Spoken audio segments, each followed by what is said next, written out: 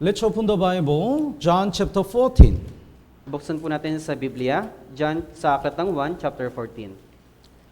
John chapter 14,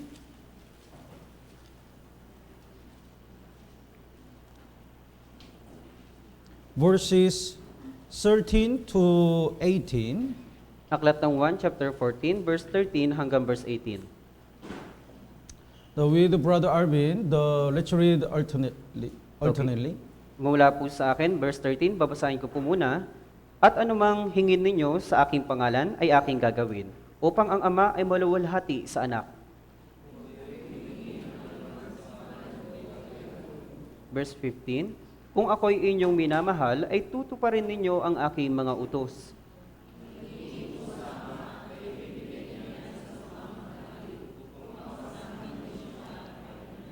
Ito ang espiritu ng katotohanan na hindi kayang tanggapin ng sanlibutan, sapagkat siya'y hindi nito nakikita o nakikilala man. Siya'y nakikilala ninyo, sapagkat siya'y nananatiling kasama ninyo at siya'y mapapa sa inyo.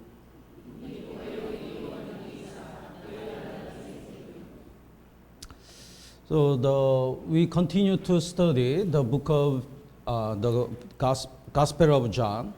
Kaya ngayon, nagpapatuloy tayo sa pag-aaral ng aklat ni Juan. Each chapter has a very important lesson. Kaya kada kapitulo ay mayroon pong napakahalagang pag-aaral. In chapter 14, Jesus had the Last Supper with his disciples. Chapter 14, si Jesus ay mayroon pong huling hapunan kasama po ng kanyang mga alagad. And Jesus mentioned he gonna die on the cross and he gonna leave his people. At sinabi po ni Jesucristo na siya po ay mamamatay doon po sa krus at iiwan niya po yung kanyang mga alagad. Jesus was so different from other time.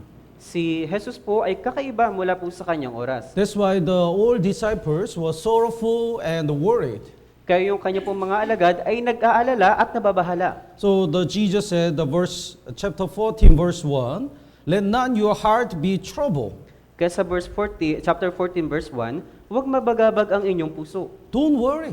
Sabi po, huwag mabagabag. And in chapter 14, there are many reasons why they don't need to worry. At dito po sa Kapitulo 14, napakarami pong dahilan kung bakit hindi dapat sila mabagabag. So the last time, we studied the two reasons. Kaya noong nakaraan, pinag-aralan po natin yung dalawa pong dahilan. The first reason why we don't need to worry is Jesus promised He will come back again. Unang dahilan kung bakit hindi dapat tayo mabagabag ay yung Jesucristo ay muling babalik po ulit siya. And second reason is Jesus promised the heaven for us. At ikalawang dahilan po, ipinangako ni Jesus sa atin yung langit. So the verse 3, and if I go and prepare the place for you, I'll come again and receive you to myself. Verse 3, at kung ako'y pumunta roon at may ihanda ko ang isang lugar para sa inyo. So Jesus promised the heaven for us. That's why we have a living hope. Kaya inihanda o ipinangako ng Panginoong Jesucristo sa atin yung pong langit, kaya meron po tayong buhay na pag-asa. And today we're gonna study the other two reasons why we don't need to worry. At ngayon, pag-aaralan na naman po natin yung dalawang ibang dahilan naman po kung bakit hindi dapat tayo babagabag. The verse 14, if you ask anything in my name, I'll do it. Jesus promised the privilege of prayer. Kaya sa verse 14, kung kayo humingi ng anuman sa pangalan ko ay gagawin ko. And, Kaya ipinahintulot po ng Panginoong Jesucristo na tayo po humingi sa Kanya. And another reason is, Jesus promised to give us the Holy Spirit. At ipinangako din po ni Jesus yung pong banal na Espiritu sa atin. So verse 16, I pray the Father and He will give you another helper. Sa verse 16, at hihingin ko sa Ama at kayo'y bibigyan niya ng isa pang mang-aaliw. So today, we're gonna study these two reasons why we don't need to worry in our Christian life. Kaya ngayon, pag-uusapan po natin ito pong dalawang dahilan kung bakit hindi po tayo dapat mabagabag sa ating pong buhay. The verse 14, basahin po natin ng sabay-sabay, 3, 2, 1. Kung kayo'y humingi ng anuman sa pangalan ko, ay gagawin ko. 13, 3, 2, 1. At anumang hingin ninyo sa aking pangalan ay aking gagawin, upang ang Ama ay maluwalhati sa anak. Yes. When we are not saved, we cannot pray to God. Noong araw na hindi pa po tayo iligtas, hindi pa po tayo nakakapanalangin sa Diyos. No matter unsaved people pray, God doesn't hear them. Ano man ipinapanalangin ng mga hindi ligtas, hindi sila sinasagot ng Diyos. Isaiah chapter 59 says, because of a sin, we are separated from God. Sabi po sa Isaiah chapter 59, dahil sa kanila pong kasalanan, humiwalay po sila sa Diyos. That's why when we pray, God will not hear us. Kaya nung araw na nanalangin po sila sa Diyos, hindi po sila pinapakinggan ng Diyos. But when we realize that Jesus redeemed all our sin, we are connected with God. Pero nung naunawaan po natin na natubos lahat ng ating mga kasalanan, tayo ngayon ay mayroon na pong connection sa Diyos. And we become the children of God. At tayo na po'y naging anak ng Diyos. That's why, as Jesus promised, whatever we ask, we pray in Jesus' name, God hears us. Kaya meron po pangako ang Panginoong Yesus na kung ano man ang ating hingin o ipanalangin sa Kanya, papakinggan niya po tayo. God promised, I'll do. I'll do it. I'll answer it. Kaya pangako po ng ni Jesus na aking gagawin, aking sasagutin. Do you know hotline? Hotline? Alam niyo po yung hotline? Hotline means direct connection between two persons. Ito pong hotline, meron pong direktang koneksyon sa pagitan ng dalawang panig. So to call the president, we have to pass the many steps. Kaya para matawagan mo po yung pong presidente, meron pong mga maraming step. But if we have a hotline, when I call, directly I can call the president. Pero kung meron po tayong hotline, direkta po tayong makakatawag doon po sa presidente. So when we get salvation, God give us the big right, hotline to God. Kaya pagkatapos tayo po yung maligtas, meron na po tayong karampatan na magkaroon po ng hotline sa Panginoon Diyos. In book of Esther, the all Israelites were supposed to be killed. Doon po sa panahon ni Esther, lahat po ng mga Israelita ay karapat-dapat na mamatay. To save the all Israelite, Esther reached the king Ahasuerus. Pero para po mailigtas yung po mga Israelita, ito pong si Esther, kailangan niya po makarating doon po sa haring si Ahasuerus. At the time, nobody can talk to the king directly. Pero noong mga panahon na yon, wala pong sino man makalapit doon po sa hari. Nobody could even reach to approach it to the king. Wala pong sino man makaabot para makumausap doon po sa hari. But when the Esther came, the Ahasuerus gave the golden stick, and when she touched, she is allowed to talk to the king. Kaya nung pumunta si Esther doon po kay Haring Ahasuerus, pinakita po ng hari niya si Ahasuerus yung pong golden stick, ang ibig sabihin na malaya po siya makapagsalita. That's the great right because she can directly discuss about Israelite. Ito po yung dakilang karapatan para po magkaroon siya ng connection na makipag-usap doon po sa hari. The God is Almighty God and the Creator.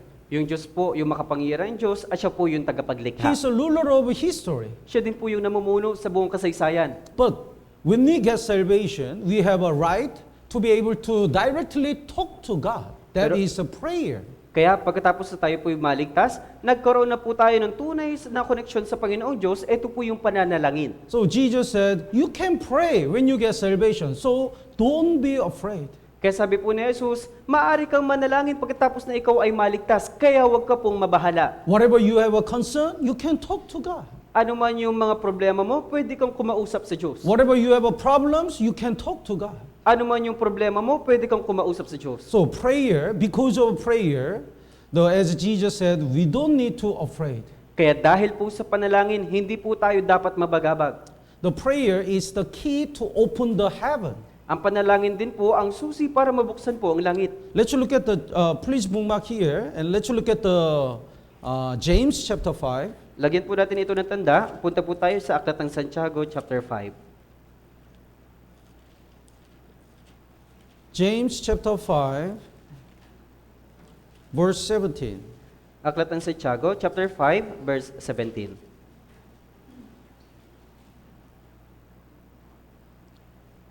Would you read? Si Elias ay isang taong may likas na gaya rin ng sa atin. At siya'y taimtim na nanalangin upang huwag umulan at hindi umulan sa lupa sa loob ng 3 taon at 6 na buwan. And verse 18, basahin po natin ng sabay-sabay. 3, 2, 1. At muli siyang nanalangin at ang langit ay nagbigay ng ulan at ang lupa ay sinubulan ng bunga nito. When the Elijah prayed, for 3.5 years, there was no rain in Israel. Nung araw na nanalangin po si Elias, sa loob po ng 3.5 taon, wala pong anumang pag-ulan. But when he prayed again, it rained. Pero nung araw na nanalangin po siya, bigla na pong umulan. So by his prayer, he opened the heaven or closed the heaven. Kaya sa pamagitan po ng kanyang panalangin, kaya niya pong mabuksan yung langit at kaya niya pong maisara yung kalangitan. Rain indicates the grace of God. Ang ulan po ay kumakatawan doon po sa biyaya ng Diyos. In the heaven, it's full of grace and the blessing. Kaya sa langit po ay punong-puno ng pagpapala at ng biyaya. But if we don't pray, we cannot receive any blessing from God. Pero kung hindi po tayo mananalangin, wala po tayong anumang matatanggap mula po sa Diyos. The prayer is the key to open the blessing from heaven. Kaya ang panalangin po, yung pong susi para mabuksan po yung pong biyaya sa langit. He prayed honestly. Kaya sabi po siya ay taimtim na nalangin. And the verse 8, he prayed again. At sa verse 8 naman po, muli po siyang nanalangin. So why people cannot receive the answer of prayer? Kaya bakit yung mga tao hindi niya po natatanggap yung kasagutan mula sa kanyang panalangin? Because when they pray, they don't have any desire. Dahil kapag siya po ay nananalangin, wala po siyang taimtim na They don't puso. pray again and again. Hindi po siya paulit-ulit na nanalangin. The Bible clearly says Elijah was a man with a nature like ours. So he's just the same person like us. Sabi po ng Biblia sa verse 17, si Elias ay isang taong may likas na gaya rin ng sa atin. Ibig sabihin, si Elias ay katulad lang din po natin. But when he really prayed with all his heart and prayed again and again, he opened the heaven to give the blessing. Pero kapag siya ay nanalangin sa pamagitan ng taimtim na kanyang puso, nabubuksan niya po yung pong kaharian ng langit. So George Mueller said, the prayer is the greatest means to set God to work. It is the greatest tool to make God work. Kaya sabi po ni George Mueller, yung pong panalangin daw po, yung pong dakilang bagay para po kumilos ng Panginoong Diyos. And Andrew Murray said, prayer is the link between humans' inability and God's almighty power. Kaya sabi po ng taong ito, na yung panalangin daw po, the prayer is the link between person's inability, weakness, and God's almighty power. kaya sabi po, yung daw pong panalangin, yun daw po yung maglilink para po sa kahinaan ng isang tao at doon po sa kapangyarihan po ng Diyos. So the prayer is the tool to open the God's blessing. Kaya yun pong panalangin, ito po yung isa sa mga kagamitan para po mabuksan yung pong langit. And prayer is the way to solve our problem. At yung panalangin, isa po sa kasagutan na maresolba yung ating problema. Let's look at the Proverbs chapter 16. Punta po tayo sa Aklat ng Kawikaan, chapter 16. Proverbs chapter 16, verse 3. Kawikaan, chapter 16, verse 3. Basahin po natin ng sabay-sabay. 3, 2, 1. Italaga mo sa Panginoon ang iyong mga gawa at magiging matatag ang iyong mga panukala. Commit your work to the Lord. Italaga mo sa Panginoon ang iyong mga gawa. The way to cast our work and the concern to the Lord is a prayer. Kaya yung paraan para italaga natin sa Panginoon yung lahat ng ating mga problema sa pamamagitan po ng panalangin. I heard from my wife, she was a doctora. Kaya narinig ko po sa aking asawa, siya po yung isang doktora. She told me the most important work as a doctora is notice. Kaya sabi po ng aking asawa, yung isa sa pinakamahalagang trabaho bilang isang doktora, yung pong pagpapansin. Notice. If she cannot handle this sickness, she has to notice her professor. Kaya kung hindi niya po kayang gawin yung problema doon po sa isang tao, titignan niya po o papansinin niya po yung kanyang pong professor. If she doesn't notice, she has all the responsibility. Dahil kung hindi niya po iyon mapapansin, nasa kanya po lahat ng responsibilidad. But once she notice, all the responsibility is professors. Pero kapag pinansin niyo po iyon, lahat ng responsibilidad ay nasa professor. So we have so many problems and so many concerns. Kaya napakarami po natin mga problema at marami din po mga alalahanin. Prayer is like a notice. Kaya yung panalangin ay gaya po ng pagpansin. Lord, I have this problem. Panginoon, meron akong ganitong problema. I already let you know. Kaya inais ko pong ipahayag sa inyo. I have a financial problem, family problem. I have so many problems. Meron akong financial na problema, meron akong problema sa pamilya, marami po akong problema. When we transfer all our concern and problem to God, if that is the will of God to solve this problem, He will solve. Kaya kung ipahayag natin lahat ng mga problema natin at alalahanin sa Panginoong Diyos, yung Diyos na po yung bahalang magresolba ng ating mga problema. If God's will is to leave our problem to us, He will leave. Kaya kung yung Diyos po yung may kalooban para po tumugon sa ating mga problema, siya po yung tutugon. So once we pray and cast all our concern to God, we have nothing to worry. Kaya kapag tayo po ay mananalangin at ipapahayag natin lahat ng mga problema natin sa Panginoon Diyos, wala na po tayong dapat ipag-alala. So prayer is the starting point of all our Christian life. Kaya yung panalangin po, yung pinakaunang hakbangin para po sa ating buhay Kristiyano. When Jesus started one day, He prayed first. Kaya noong unang araw na nagsimula po ang Panginoong Hesukristo, siya po muna yung nanalangin. He started His ministry with a prayer. Sinimulan niya po yung kanyang ministeryo sa pamagitan po ng pananalangin. And He finished His ministry with a prayer on the cross. At tinapos niya po yung kanyang ministeryo sa pamagitan ng panalangin doon po sa krus. Because the prayer is the way to solve all the problem and all is the way to give all the concern to God.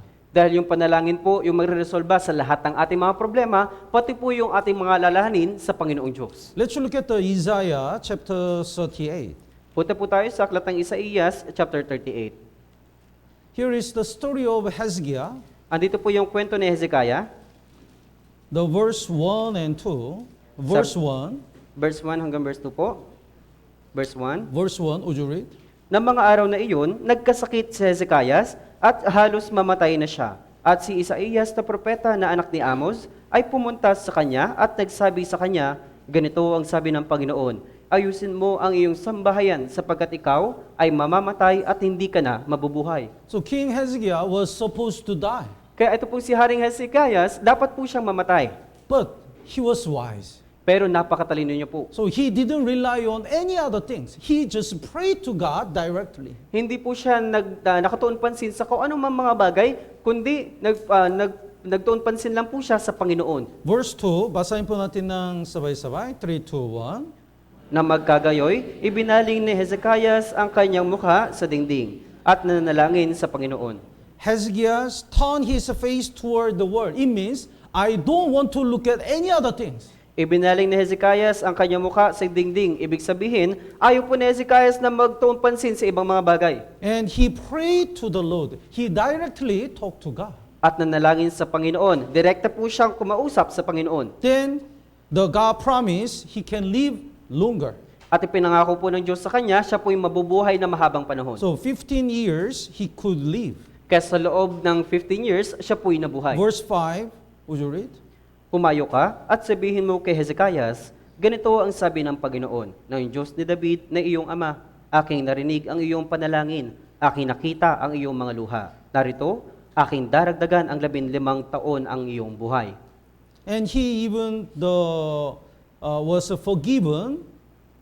His sins, even his sins were forgiven. Kaya nung siya ay napatawad, baski po yung kanyang kasalanan ay napatawad din po. Verse 17, the last part, you have cast all my sins behind your back. Kaya sa huling parte ng verse 17, sapagkat iyong itinapon ang lahat ng aking mga kasalanan. So when he prayed, his all concern and problems were solved. Kaya nung nanalangin po siya, lahat ng kanyang problema, pati alalahanin, na-resolbahan. So that's why Jesus gave us the right to pray. Kaya binigyan po tayo ng karapatan ng Diyos na manalangin. And also, without prayer, we cannot save even one lost soul. At kung wala ang panalangin, hindi po tayo makapagliligtas kahit isang kaluluwa. Let's look at Mark chapter 9. Sa aklat ng Marcos, chapter 9, Mark chapter 9, verse 28 and 29. Marcos chapter 9, verse 28 hanggang verse 29.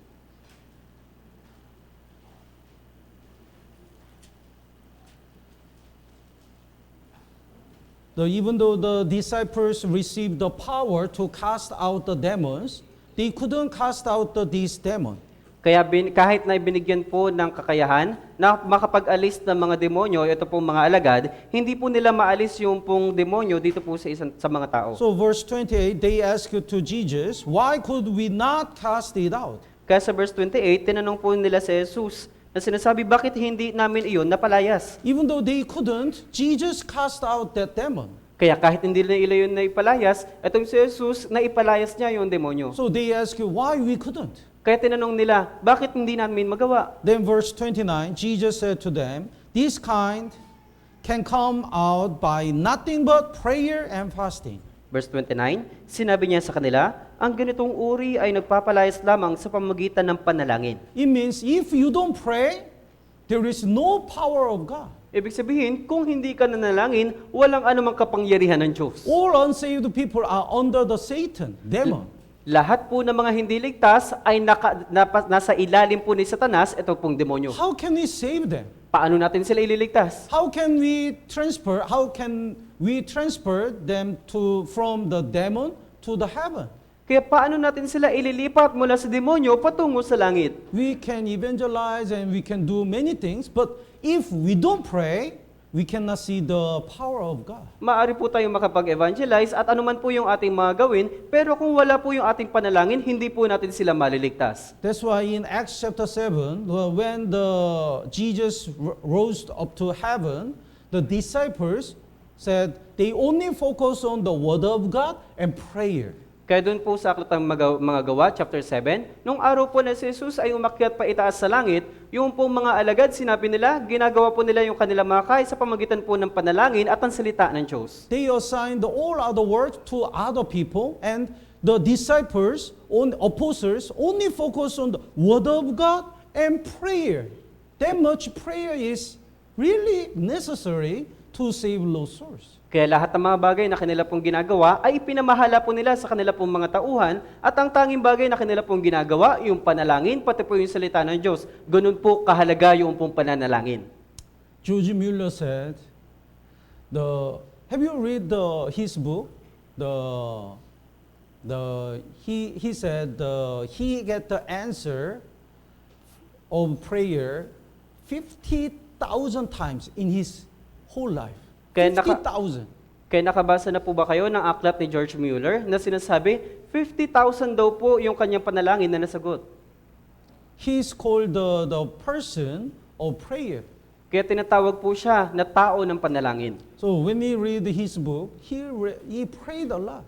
Kaya pag mababasa niyo po yung kanyang aklat, siya po talaga ay nananalangin ng lubos. He said rather than working for 5 hours, it's better to pray 1 hour and work for 4 hours.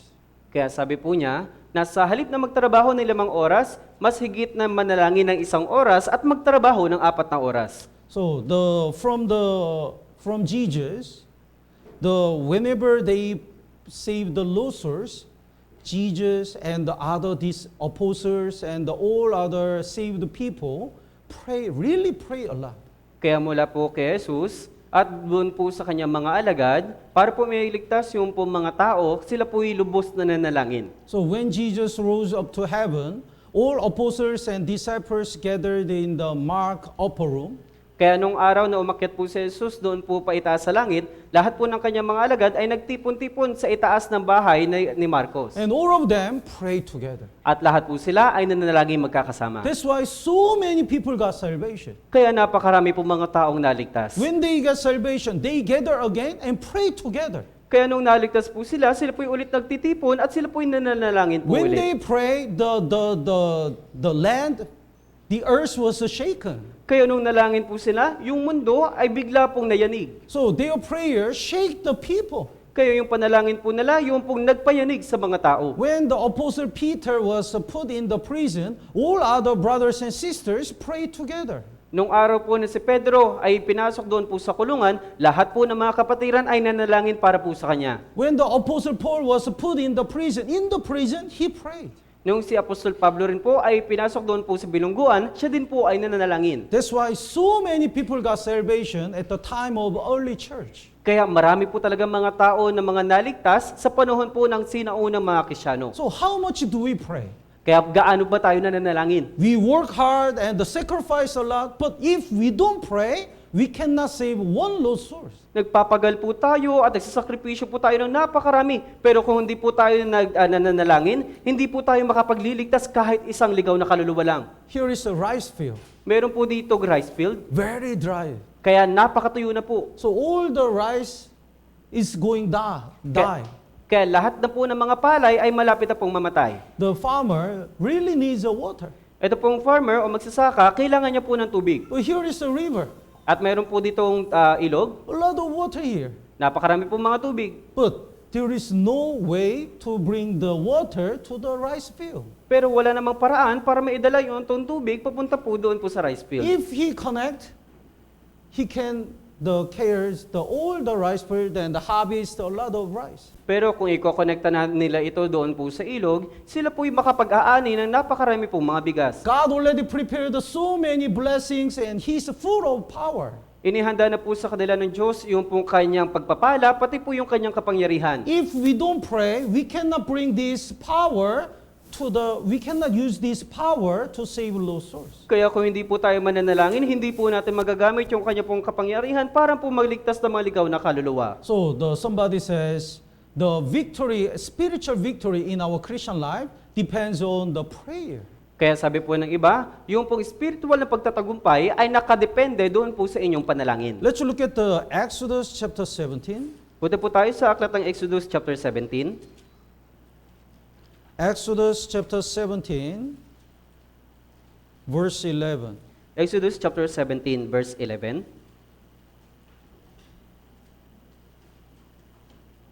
Exodus chapter 17, verse 11 and 12. Would you read? Kapag itinaas ni Moses ang kanyang kamay, ay nananalo ang Israel. At kapag kanyang ibinababa ang kanyang kamay, ay nananalo ang Amalek. Subalit ang mga kamay ni Moses ay nangalay. Kaya sila'y kumuha ng isang bato at inilagay sa ibaba. At kanyang inupuan, inalalayan ni Aaron at Hur ang kanyang mga kamay, at isa sa isang panig at ang isa ay sa kabilang panig. At ang kanyang mga kamay ay nanatili sa itaas hanggang sa paglubog ng araw. So, after Exodus, Israelites fought against the Canaan tribe. Kaya pagkatapos po ng Exodus, ito pong mga Israelita, sila po yung nakipaglaban doon po sa mga Kananita. At that time, if the Moses lift up his hands, then Israel people get win. Noong panahon na yon, kapag itinataas po ni Moses yung kanya pong kamay, yung mga Israelita ay nananalo. But if his hands down, the Israel people lose the battle. Pero kapag ang kanya pong kamay ay ibinababa, yung mga Israelita ay talaga pong natatalo. The lifting of the hands is the symbol of prayer. Ang pagtaas po ng kamay ay kumakatawan sa pananalangin. When we pray, we get the spiritual victory. Kapag nanalangin po tayo, makakakuha po tayo ng spiritual na If we pagtatagumpay. don't pray, we cannot win in our Christian life. Kung hindi po tayo mananalangin, kailanman ay hindi tayo mananalo sa ating pong buhay Kristiyano. When Moses was tired, Aaron and Hur supported his hands. Nung napagod na po ito pong si Moses, ito pong si Aaron, pati po si Hur, sinuportahan po yung kanyang kamay. It means one person's prayer is strong, but when we pray all together, it's much stronger than one person's prayer. Ibig sabihin, yung pong tao ay meron pong kalakasan. Pero sa pamagitan po ng pagtulong na marami pong mga tao, sila po yung magtatagumpay sa kanila pong mga panalangin. So what if all of us pray all together for coming summer retreat? Kaya paano po kung tayong lahat ay manalangin para po sa paparating na summer retreat? How many brothers and sisters continue to pray for summer retreat? Or all the Bible seminar, all the counselors? Ilan na po kaya yung mga kapatid na nanalangin para po sa summer retreat, para po sa Bible seminar, at para din po sa mga counselor? If all of us really pray all together for coming summer retreat, we can see the great work of God. Kung tayo po talaga lahat ay nananalangin, makikita po talaga natin yung pong pagkilos ng Panginoong Diyos. So prayer is a great privilege for all Christians. Kaya ang panalangin po, yung dakilang karapatan para po sa mga Kristyano.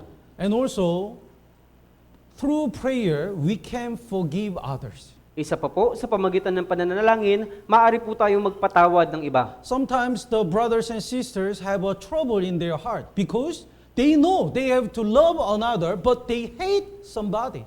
Yung iba pong mga kapatiran, nagkakaroon po ng problema sa kanila pong puso. Kasi kahit alam naman po nila na mag-ibigan sa isa't isa, ayaw pa rin po nila yung ibang mga tao. Sometimes we are jealous to others. Dahil kung minsan nagsiselos tayo sa ibang tao. Even though we don't ask for counseling, we already know that is wrong.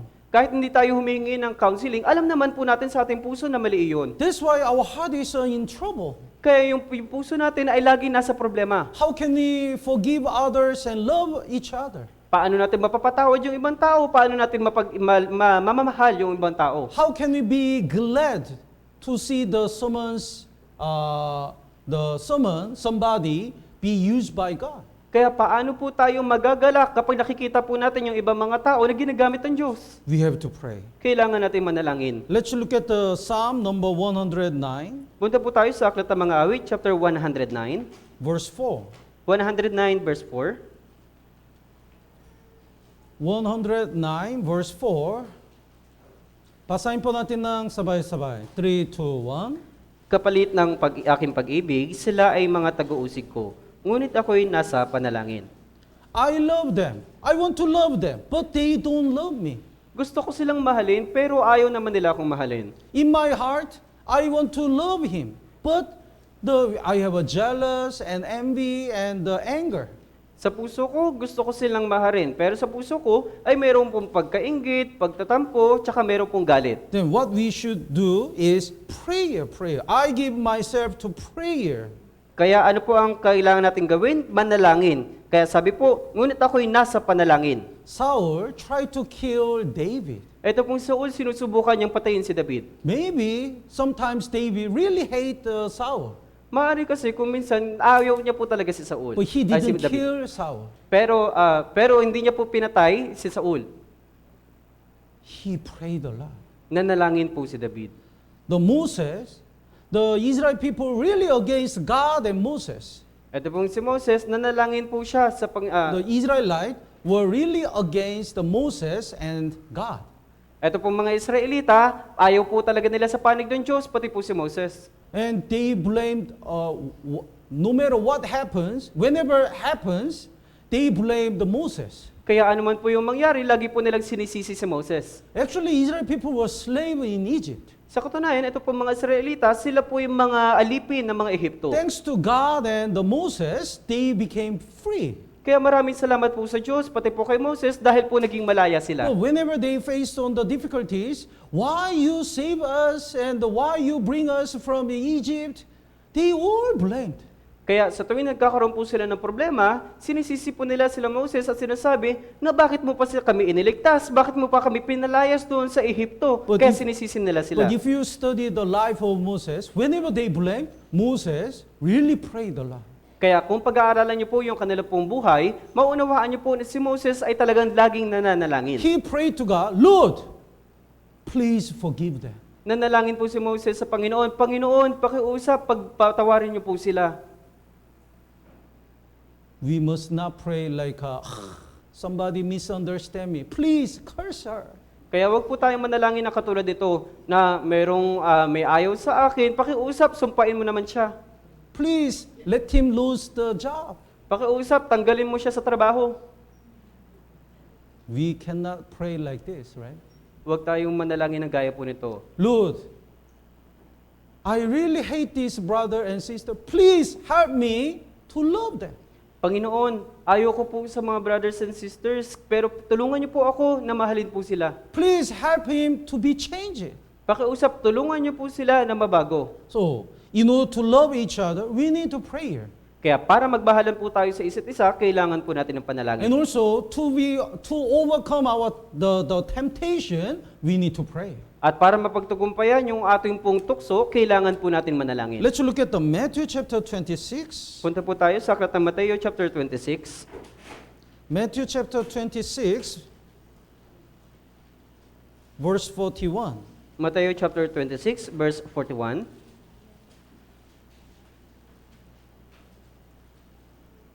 Basahin po natin ng sabay-sabay. 3, 2, 1. Kayo'y maging handa at manalangin, upang hindi kayo madaig ng tukso. Ang espiritu ay tunay na nagdanais, subalit ang laman ay mahina. Next, in that night, Jesus will be caught. Noong mga panahon na ito, sa kinagabihan, si Jesus ay papatayin, ay And kukuhulin. then Jesus is about to die on the cross. At si Jesus po ay meron po, karapat-dapat na mamatay doon po sa krus. So Jesus worried Peter will deny Jesus 3 times. Kaya nag-aalala po si Jesus na siya po'y ipagkakaila nito pong si Pedro ng 3 ulit. Jesus worried their face becomes down. Kaya yung kanya pong, yung nag-aalala po si Jesus na yung kanya pong mukha ay bumagsak. That's why Jesus said, watch and pray. Kaya sabi po ni Jesus, kayo'y maging handa at manalangin. Jesus already know. The last you enter, Jesus said, the spirit indeed is willing, but the flesh is weak. Jesus already knew their flesh is weak. Kaya sabi po ni Jesus, ang espiritu ay tunay na nagdanais, subalit ang laman ay mahina. Dahil alam po ni Jesus, yung kanila pong laman ay mahina. God already knows we are so weak. Alam na po ng Diyos na tayo po ay mahina. If we are tempted by another gender or our weakness, we can be stumbled. Kung tayo po ay tutuksuin sa pamagitan po ng ibang kasayrian o ng ibang mga bagay, tayo po ay matitisod. Who can guarantee it? You never be tempted by another gender or same gender or other temptation. Sino po makakasigurado na hindi kayo matutukso ng ibang kasarian, no, kaparehas na kasarian, no, ng ibang problema? Can you guarantee? May sisigurado niyo po ba? No, we are weak. Hindi po dahil mahina tayo. That's why Jesus said, pray. Kaya sabi po ni Jesus, manalangin. Because when we pray, we can overcome the temptation. Dahil kapag nanalangin po tayo, mapagtatagumpayan po natin lahat ng uri ng puntukso. The Apostle Peter didn't pray. Ito po si Apostol Pedro, hindi po siya nanalangin. That's why he was stumbled. He denied Jesus 3 times. Kaya siya po ay natukso. Ito pinagkailan niya po si Jesus ng 3 ulit. If he really prayed, maybe his life was changed. Kung nanalangin lang po sana siya, maaari yung kanya pong buhay ay nabago. So, if you worried you will be tempted, pray a lot. Kaya kung nababagabag po kayo na kayo po yung matukso, kailangan niyo pong manalangin ng lubos. Lord, I'm afraid to be tempted. Panginoon, natatakot po talaga ako na matukso. Without your help, I'll be stumbled. Kung wala ang tulong ninyo, matitisod po ako. Because I'm so weak at this point. Dahil napakahina ko po sa ganitong mga uri ng mga kalagayan. When we pray, God will protect us. Kapag nanalangin po tayo po, protektahan po tayo ng Diyos. And the benefit of prayer is, when we pray, we can get the wisdom from God. At isa pa pong benepisyo para po sa ating pananalangin, kapag tayo po ay nanalangin, makakakuha po tayo ng karunungan mula sa Diyos. Let's look at the James chapter 1. Punta po tayo sa Aklat ng Santiago, chapter 1. James chapter 1, verse 5. Aklat ng Santiago, chapter 1, verse 5.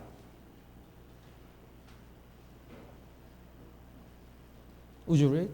Ngunit kung ang sino man sa inyo ay nagkukulang ng karunungan, humingi siya sa Diyos na nagbibigay ng sagana sa lahat at hindi nanunumbat. At iyon ay ibibigay sa Kanya. If any of you lacks wisdom, let him ask of God. It means pray to God. Kung ang sino man sa inyo ay nagkukulang ng karunungan, humingi siya sa Diyos na nagbibigay ng sagana. Ibig sabihin, manalangin sa Diyos. When the King Solomon became a king, he asked God to give him the wisdom. Nung araw na naging hari po itong si Haring Solomon, humingi po siya ng karunungan sa Diyos. Because he really worried how to rule the whole Israelite. Dahil siya po ay nababagabag kung paano niya po pamumunuan yung buong pong Israelita. We need to pray to receive the God's wisdom. Kailangan natin manalangin para po makakuha o makatanggap ng pong karunungan ng Diyos. Lord, I don't know how to guide my people. Panginoon, hindi ko po alam kung paano po tutulungan o gagabayan yung mga tao. Lord, I don't know how to make a balance between work and the Christian life. Panginoon, hindi ko po talaga alam kung paano babalansehin yung aking pong trabaho, pati po yung aking buhay Kristyano. I don't know how to solve these problems. Hindi ko po alam paano resolbahan ito pong mga problema. Sometimes when I counsel, I also don't know the answer. Kuminsan kapag nagka-counseling po ako, hindi ko rin po alam yung kasagutan. It's very complicated and I have nothing to say. Kaya napakahirap po at wala akong anumang masabi. But it doesn't mean we don't have any solution. Pero hindi po ibig sabihin nun na wala na po tayong anumang solusyon. We have a very important solution, prayer. Meron po tayong napakahalagang solusyon, yung pong pananalangin. I don't know, but we can pray. Hindi ko alam, pero pwede po tayong manalangin. I don't know what to say, but I'll pray. Hindi ko man lang alam kung ano po yung sasabihin, pero kailangan natin manalangin. So, God said, if any of you lacks wisdom, let him ask of God. Kaya sabi po, ngunit kung ang sino man sa inyo ay nagkukulang ng karunungan, humingi siya sa Diyos. Then who gives to all liberally and without reproach, and it will be given to him. Na nagbibigay ng sagana sa lahat ng hindi nanunumbat, at iyon ay bibigay sa Kanya. So the prayer is very, very important. Kaya yung pong panalangin ay napakahalaga. God give us this prayer, the right to pray to God. Since when we get salvation. Ibinigay po sa atin ng Diyos yung karapatan na manalangin pagkatapos na tayo po yung maligtas. And let's look at the Philippians chapter 4. Punta po tayo sa aklat ng Filipos, chapter 4. Philippians chapter 4, verse 6. Filipos, chapter 4, verse 6. Verse 6 and 7. Verse 6 hanggang 7 po. Would you read? Huwag kayong mabalisa sa anumang bagay, kundi sa lahat ng mga bagay, sa pamamagitan ng panalangin at pagsamo na may pagpapasalamat at ay ipaalam ninyo ang inyong mga kahilingan sa Diyos. At ang kapayapaan ng Diyos na hindi maabot ng pag-iisip, ang mag-iingat ng inyong mga puso at mga pag-iisip kay Kristo Jesus. The psychologist says, usually every day, the people receive the many signs. Among signs, negative signs are almost 30 times. Kaya sabi po ng mga psychologists, lahat daw po ng mga tao araw-araw ay nakakatanggap po ng mga senyales. Pero sa mga senyales po na yon, meron pong 30 times na beses na natatanggap po nila yung pong negative. And even though same situation, the people receive the positive signs only 3. Pero kahit na sa parehas na sitwasyon, yung pong mga tao ay nakakatanggap lang po ng 3 positibong mga senyales. So people are basically negative. Kaya sa katunayan, yung pong mga tao ay talaga silang napaka-negatibo. So if we don't pray and if we don't cast our concern to God intentionally, we become negative. Kaya kung hindi po tayo mananalangin at kung hindi po natin ibabahayag yung lahat ng ating mga problema sa Panginoon Diyos, intentional po tayo talaga na talagang babagsak kung magkakaroon ng problema. We worry a lot and we are depressed a lot if we don't pray. Tayo po'y lubos na mababagabag, tayo po'y lubos na manlulumo kapag hindi po tayo nanalangin. So verse 6 says, be anxious for nothing, but in everything by prayer and supplication. It means instead of being worried and concerned, pray to God. Kaya sabi po, huwag kayong mabalisa sa anumang bagay, kundi sa lahat ng mga bagay sa pamagitan ng panalangin at pagsamo. Ibig sabihin, sa lahat ng inyong mga problema, kayo po'y manalangin sa Diyos. And with thanksgiving, let your requests be made known to God. It means when we really pray and cast all our concern to God, we are so thankful. Na may pagpapasalamat ay ipaalam ninyo ang inyong mga kahilingan sa Diyos. Ibig sabihin, kapag lubos po tayong manalangin sa Diyos, tayo po'y lubos na magpapasalamat. Then verse 7, God will guard our heart and mind when we pray. Kaya sabi po sa verse 7, at ang kapayapaan ng Diyos ay ang mag-iingat ng inyong mga puso at mga pag-iisip kay Kristo Jesus. Oh. So that's why the Bible says we have to continue to pray. Kaya sabi po ng Biblia, kailangan natin ipagpatuloy yung pananalangin. Let's look at the Colossians chapter 4, next Bible, Colossians chapter 4, verse 2. So susunod po na aklat, punta po tayo sa Colossus chapter 4 verse 2. Basahin po natin ng sabay-sabay, 3, 2, 1. Magpatuloy kayo sa pananalangin at kayo'y magbantay na may pagpapasalamat. Yes. Continue earnestly in prayer. Magpatuloy kayo sa pananalangin. Sometimes we pray only when we need something to God. Kung minsan tayo po ay nananalangin kapag mayroon lang po tayong kailangan sa Diyos. Or sometimes we prayed only when we have the meal. At kung minsan tayo po ay nananalangin kapag mayroon lang po tayong pagkain. Even it's very short. Kahit napakakaunti. Thank you, Lord. Salamat Panginoon, and kakain na. Immediately we rush to eat. Kaya lagi po tayo nagmamadali kung na kumain. Sometimes we even forget to pray before meal. At kung minsan, nakakalimutan pa po natin manalangin bago tayo kumain. When I eat, the Unchan is not here. Sometimes he directly eat. So I said, you need to pray. Then he spit. Or sometimes his face is full of, his mouth is full of the food, but he prayed. Kaya kung minsan po si Unshan, kapag kumakain na po agad siya, hindi po nananalangin, sinasabihin ko siya na kailangan manalangin ka muna. Kaya bigla niya pong idudura. Tapos kung minsan naman po, yung kanyang bibig ay punong-puno ng laman. We need to pray. Kailangan natin manalangin. Even though somebody says,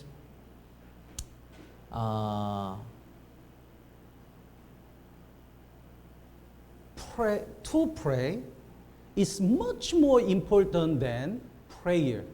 Kaya sabi po ng iba, yung dalawang panalangin ay higit na mas matatag kumpara sa panalangin. Do you understand? Really praying, it's much more important than just prayer itself. Yung tunay po na pananalangin, yung pong mas higit kesa po yung pananalangin lang po.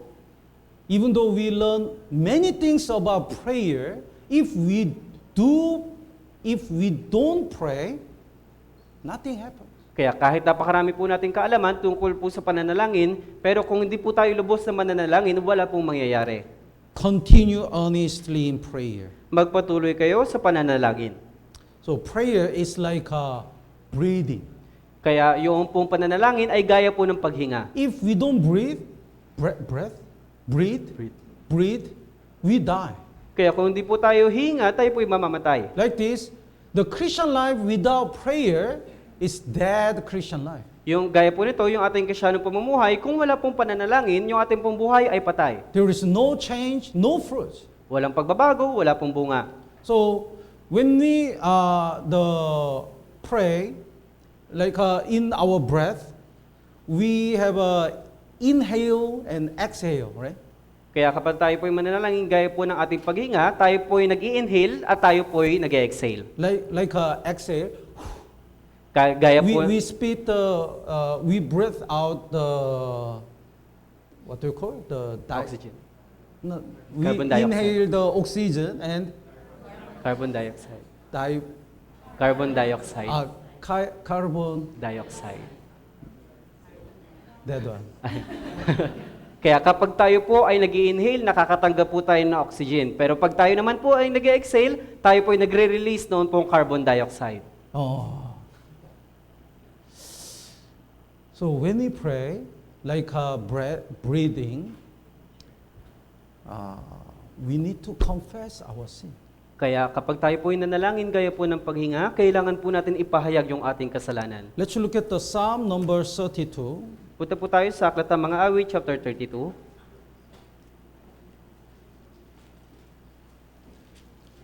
Psalm number 32, verse 5. Aklat ng Mga Awit, chapter 32, verse 5.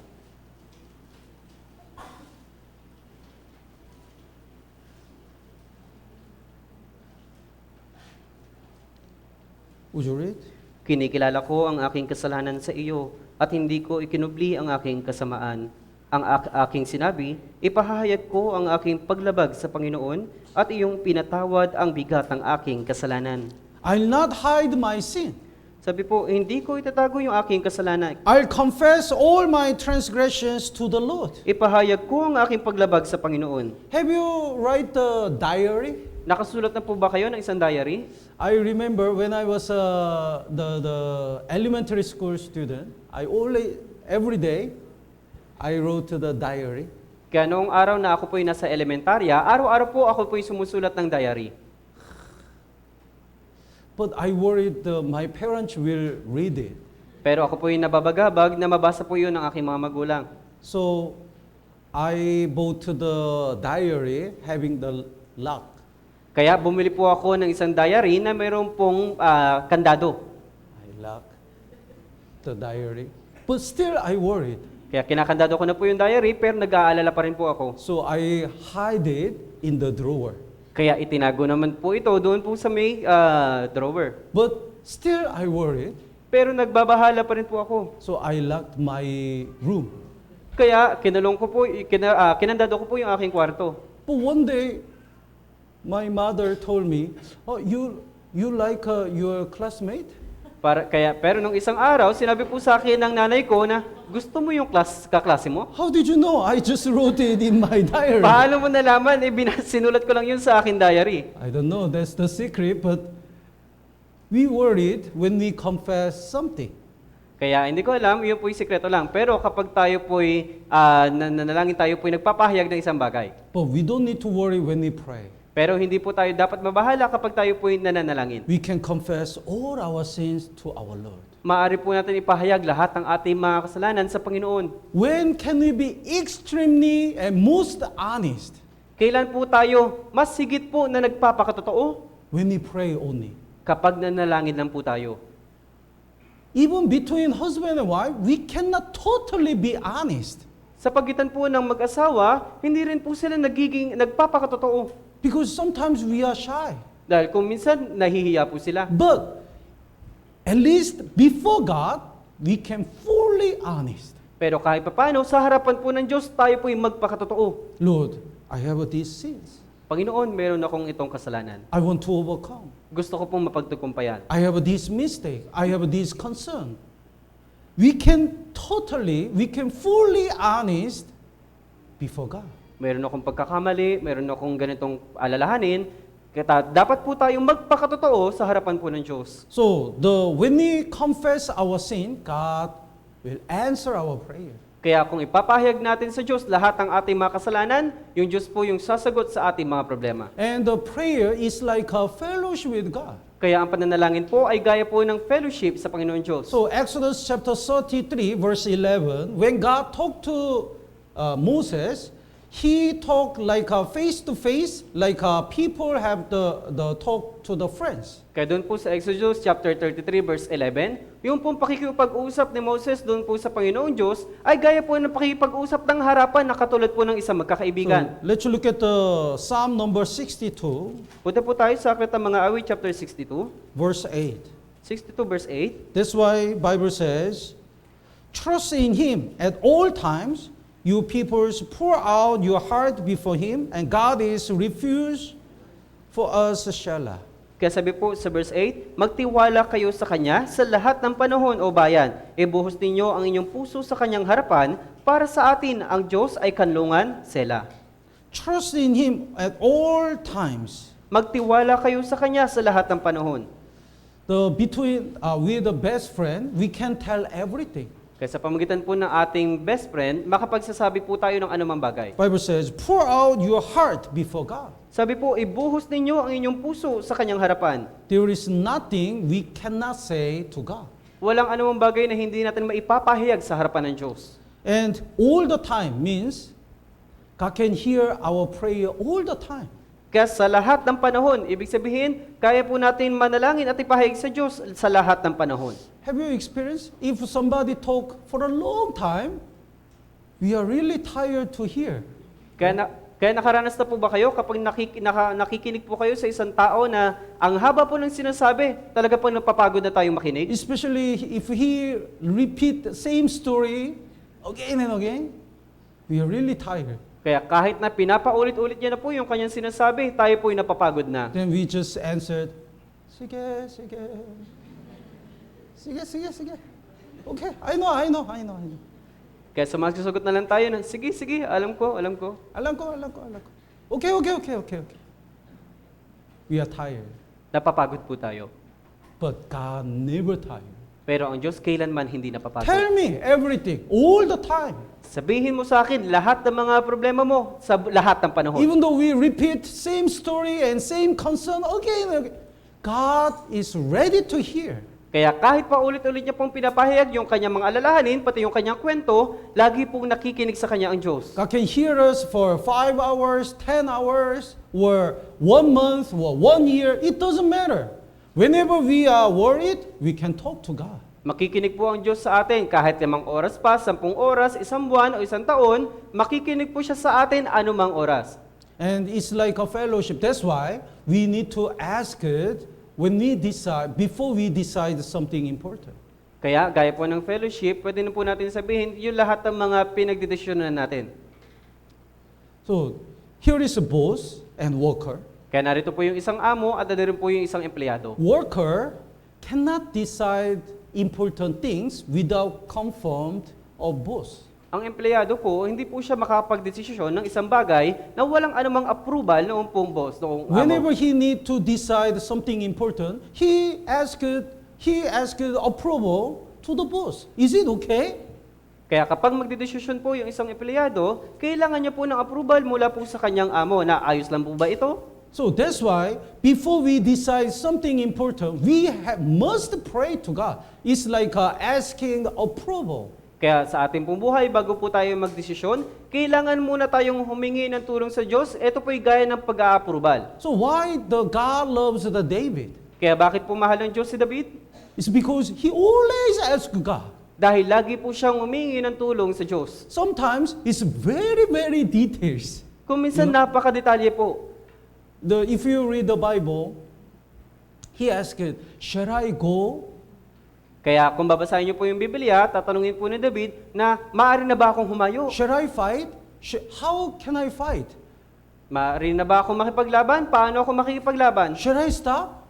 So Titigil, he asked very specific the questions. hihinto na ba ako? Kaya nagtatanong po siya kahit sa napakadetalyeng mga katanungan. But God never say, I don't know. Just don't ask me again. Kaya hindi naman po kailanman sinabi ng Panginoon na, hindi ko alam, wag mo na akong tanungin. He always answer, okay, you go.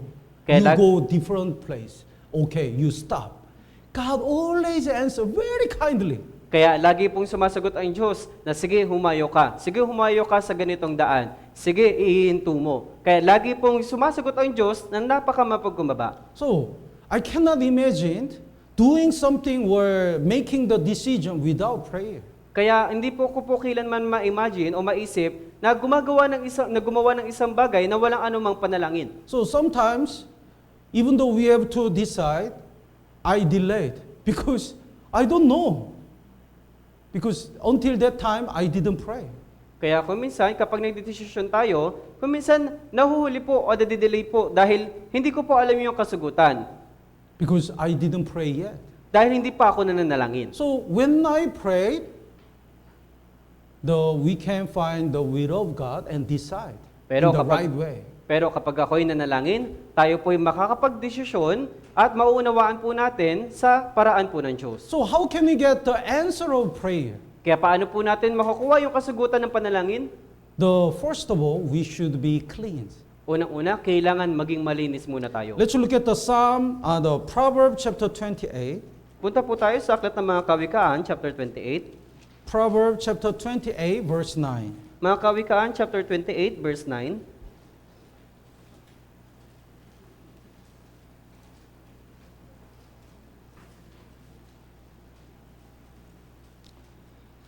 Basahin po natin ng sabay-sabay. 3, 2, 1. Ang naglalayo ng kanyang pandinig sa pakikinig ng kautusan, maging ang kanyang panalangin ay karumal-dumal. One who turns away his ear from hearing the law. It means we break the word of God and we commit a sin. Then his prayer is abomination. God doesn't hear. Kaya ang naglalayo ng kanyang pandinig sa pakikinig ng kautusan, ibig sabihin, siya po ay lumalabag doon po sa salita ng Diyos at siya din po ay gumagawa ng kasalanan. Ibig sabihin, yung kanila pong panalangin ay talagang karumal-dumal. In the tabernacle, here is the holy place, Doon po sa tabernakulo, andito po yung dakong banal. and here is the display the table of displayed bread. Kaya andito naman po sa gilid, yung pong mesa para po sa lagayan ng mga tinapay. And here is the golden lampstand. At narito po yung pong gintong ilawan. And here is the altar of frankincense. At andito naman po yung Incense. at narito naman po yung altar ng insenso. So when the smoke go up, is the symbol of prayer. Kaya kapag yung pong usok ay pumaitaas, ito'y sumisimbolo sa panalangin. So before the high priest entered the holy place, he has to pass the water labor. Kaya bago po pumasok yung pong pinakapunong pari doon po sa dakong banal, kailangan niya po muna tumuntong doon po sa may tapayan. He has to wash his body and then he can fire the incense. Kailangan niya munang linisin yung kanyang katawan at saka po siya magpapadingas doon po sa altar ng insenso. It means in order to do the right prayer, we have to cleanse ourselves. Na ang ibig sabihin, para po tayo makapanalangin ng nararapat, kailangan muna nating linisin yung ating sarili. Lord, I want to stop my sin. Panginoon, nais ko pong itigil yung aking kasalanan. Please let me know your will and please help me to follow your will. Pakiusap, ipaunawaan niyo po sa akin yung inyong pong kalooban at hayaan niyo po akong sumunod sa inyong pong kalooban. That prayer is answered. Yung panalangin po na iyon ay masasagot. And let's look at James chapter 4. At doon po sa Santiago, chapter 4, When we pray, we have to pray according to the will of God. kapag tayo po ay nananalangin, kailangan po nating manalangin alinsunod sa kalooban ng Diyos. James chapter 4 verse 3, Santiago, chapter 4, verse 3, you ask and do not receive. You pray but you cannot receive the answer of prayer.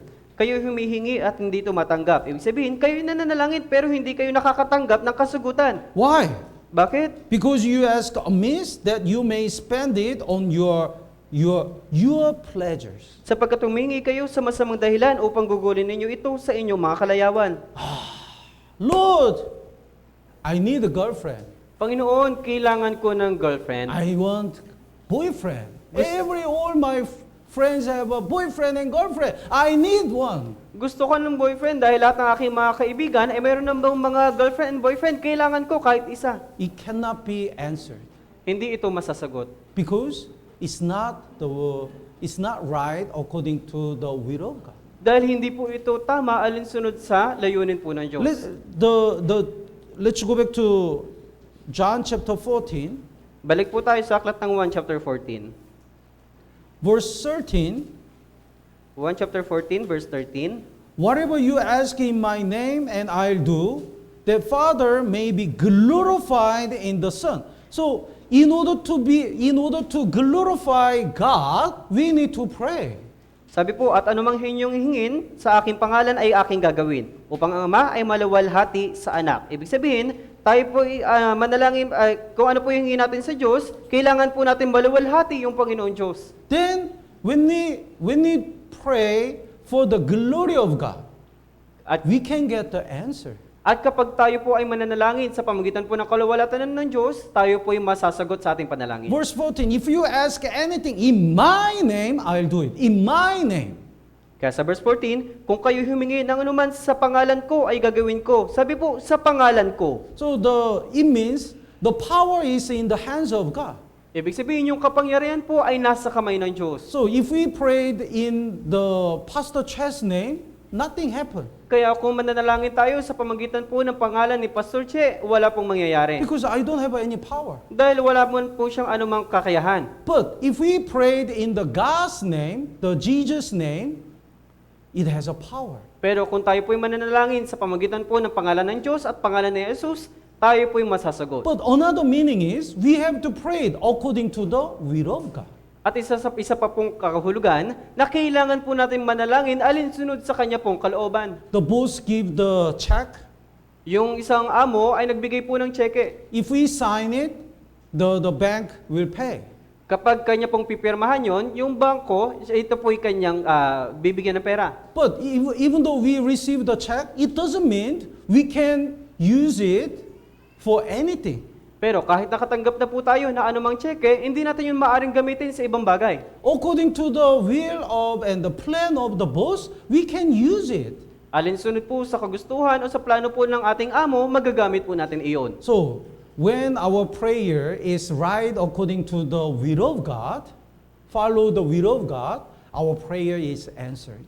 Kaya kung yung ating panalangin ay nakapaloob doon po sa layunin ng Diyos, ay yung ating pong panalangin talaga ay masasagot. So, we should be ready to obey whatever God's will. Kaya kailangan po natin maging handa na sumunod kung ano po yung kalooban ng Diyos. Sometimes when we pray, we want to use God for our benefits. Kung minsan kapag tayo po ay nananalangin, ginagamit lang po natin yung Diyos para sa ating sariling benepisyo. Even though that is not the will of God, we just like teasing. We just ask push God to do whatever we want. Kaya yung panalangin po natin na hindi kalooban ng Diyos, para po tayong humahabol ng pakiusap sa Diyos o pinipilit po natin yung Diyos na masagot yung ating panalangin. Lord, I want this. I want that. Panginoon, Why you don't give me? Panginoon, gusto ko nito, gusto ko niyan. Bakit mo naman hindi ibigay That sa is akin? not will of God. That's why God doesn't give us that answer. Hindi yun yung kalooban ng Diyos, kaya hindi yun yung ibinibigay sa atin ng kasagutan. God doesn't give us what we ask. He gives us what we really need in our Christian life.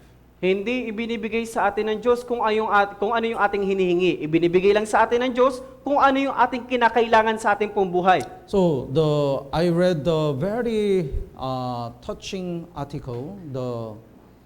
Somebody prayed. I pray God to give me the strength. Kaya ako po'y nagbasa ng isang nakakamanghang artikulo. Sinabi, ako'y humingi sa Panginoong Diyos. Then He gave me the difficulties to make me strong.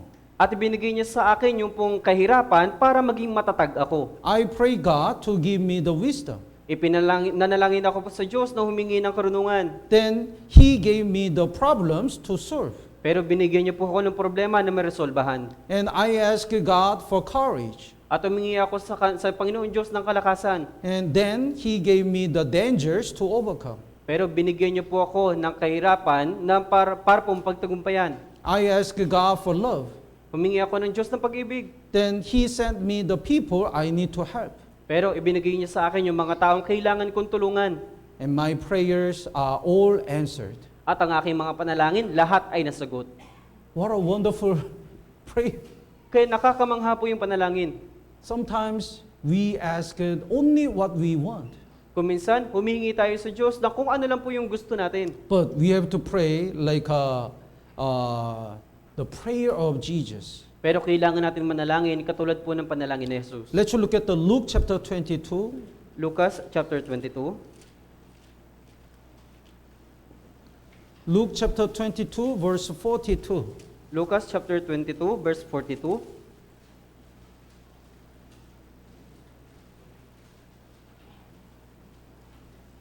Basahin po natin ng sabay-sabay. 3, 2, 1. Ama, kung ibig mo ay ilayo mo sa akin ang kopang ito. Gayon may wag ang kalooban ko ang mangyari kundi ang sa iyo. Jesus has a flesh. Si Jesus ay meron din pong laman. Jesus already knew how much is painful to be crucified. Alam po ni Jesus kung gaano po napakasakit ng pagpagpako doon po sa krus. That's why he prayed, if it is your will, take this cup away from me. Kaya sabi, kung ito'y inyong kalooban, ilayo niyo sa akin ang kopang ito. But this is important. Nevertheless, not my will, but yours be done. Pero ang napakalagang bagay dito, gayon may wag ang kalooban ko ang mangyari kundi ang sa iyo. Lord, I want this, but if that is not your will, please, let me follow your will. Let me find your will and obey your will. Kaya, Panginoon, gusto ko nito. Pero kung hindi ito yung kalooban mo, pakiusap, Panginoon, tulungan niyo po ako na sundin ang inyo pong kalooban. We have to pray like this. Kailangan natin manalangin ng katulad po nito. When we pray, we should be ready to obey. Kapag mananalangin po tayo, kailangan handa po tayong sumunod. So, look at the prayer of Apostle Paul. Kaya tingnan niyo po yung panalangin ni Apostol Pablo. He had the sickness in his body. Meron po siyang sakit doon po sa kanyang katawan. So, in order to remove that sickness, he prayed 3 times. At para maalis yung kanya pong sakit, kailangan niya pong manalangin ng 3 beses. But God said, your grace is enough, sufficient. Pero sabi po ng Diyos sa kanya, ang aking biyaya ay sapat na sa iyo. Then he realized, this is the will of God. My sickness is the will of God. Then he doesn't pray for healing of his sickness anymore. Kaya naunawaan niya po na yung sakit ko pala ay kalooban ng Diyos, kaya hindi na ako kailangan humingi pa ng tulong sa Diyos na mapagaling. He was just thankful. Kaya nagpasalamat na po siya.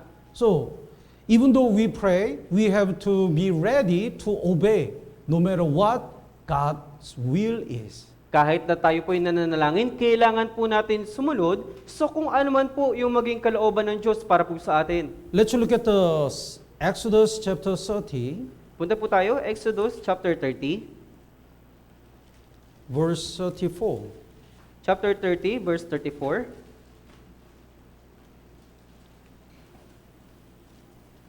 Here is the way to make the incense. Andito po yung kaparaanan kung paano gumawa ng insenso.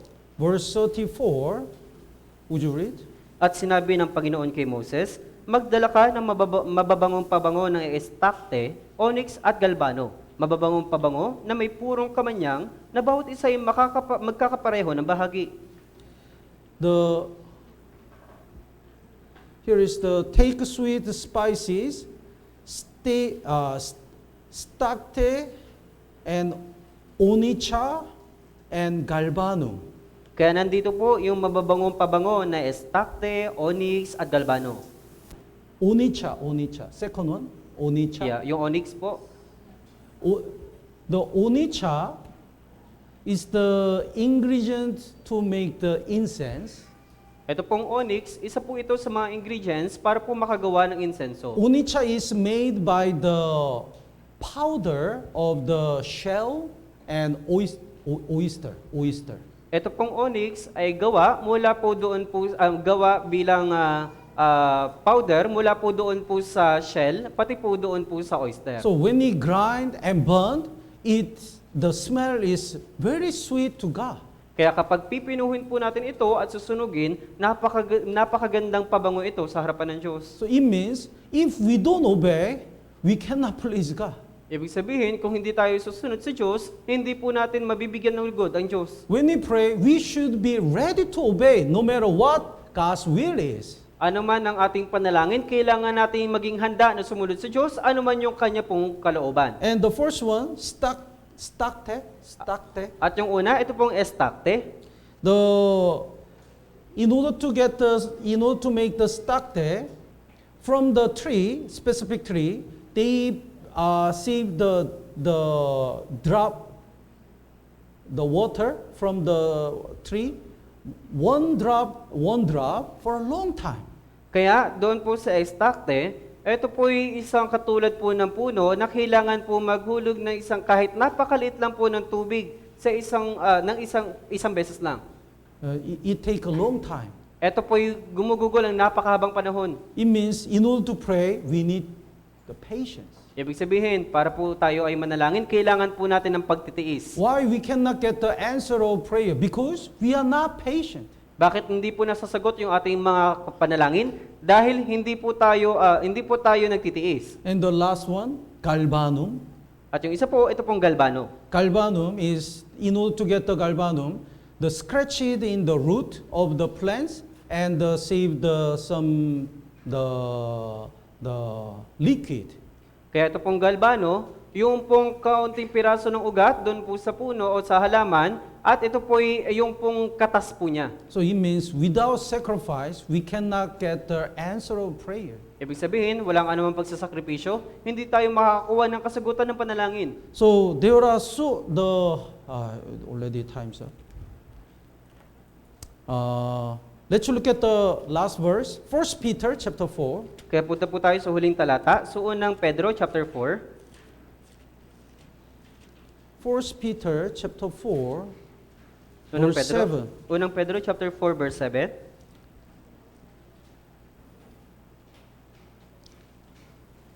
Basahin po natin ng sabay-sabay. 3, 2, 1. Ngunit ang wakas ng lahat ng mga bagay ay malapit na. Kaya kayo'y magpakatino at magpigil sa sarili, alang-alang sa inyong mga panalangin. The end of all things is at hand. The Jesus' second coming is very near. Ngunit ang wakas ng lahat ay na mga bagay ay malapit na. Yung pong ikalawang pagdating ng Panginoong Jesucristo ay napakalapit na. That's why God said, be serious and watchful in your prayers. Kaya sabi po, kayo'y magpakatino at magpakapigil sa sarili, alang-alang sa panalangin. Honestly, we study the Bible a lot. Sa katunayan, nag-aaral po tayo ng Biblia ng napakaraming beses na. And we have many fellowships. At napakarami po tayong pagtitipon. And we have many ministries. At napakarami po nating ministeryo. We work hard. Tayo po'y nagpapagal po. So I don't worry the other parts because it's already full. Hindi ako nababahala sa ibang mga parte dahil ito po'y puno na. But prayer is very, very personal thing. Pero yung panalangin po natin ay napakahalaga pong bagay. That's why personally, if we don't pray, we cannot experience the power of God. Kaya personal po, yung individual po sa atin, kapag hindi po tayo nananalangin, hindi po natin mararanasan yung pong kapangyarihan ng Diyos. It's the most important time that we need the prayer because we faced on the summer retreat. Ito po ay napakahalagang oras na po sa atin na kailangan po natin na masinsinang panalangin dahil napakalapit na po ng summer retreat. Let your heart not to be troubled because God give us the prayer. Kaya ang puso ninyo ay huwag dapat mabagabag dahil ibibigay ng Diyos yung kasagutan sa ating panalangin. So, be serious and watchful in your prayers. Kaya kayo'y magpakatino at magpigil sa sarili alang-alang sa inyong mga panalangin. So, let's pray more. Tama po ba? Will you pray? Mananalangin po kayo? Will you pray for me? Mananalangin po kayo para kay Pastor? And will you pray for coming summer retreat? At mananalangin po kayo para sa papalapit na summer retreat? I believe the many brothers and sisters pray for me and the coming summer retreat, but through today's sermon, I hope that we pray more. Kaya ako po naniniwala na yung po mga kapatid ay nananalangin para po sa akin, pati po sa summer retreat, pero kailangan pa po natin masigit pang manalangin. Let's pray together. Tayo po'y manalangin na. Our